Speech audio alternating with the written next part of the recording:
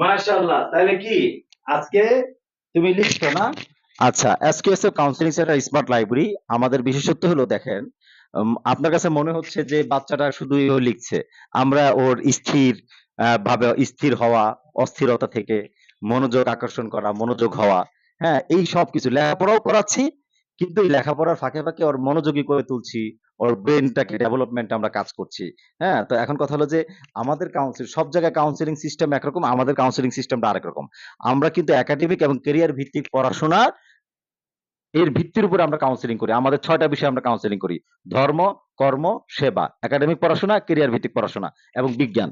তো আমাদের এখানে এই ছোট ছেলেমেয়েরা এখানে তাদের কাউন্সেলিং হচ্ছে স্মার্ট মাদ্রাসার মানে মাদ্রাসার পড়াশোনা হয়ে যাচ্ছে, স্কুলের পড়াশোনা হয়ে যাচ্ছে, ভবিষ্যতের পড়াশোনা হয়ে যাচ্ছে। এই সরার এই সিস্টেমের মাধ্যমে।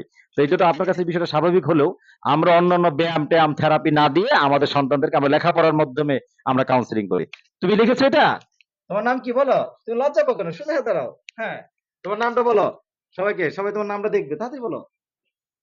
রায়না আক্তার মিলি। হ্যাঁ, ঠিক আছে। তোমাকে অনেক ধন্যবাদ। ঠিক আছে, তুমি যাও।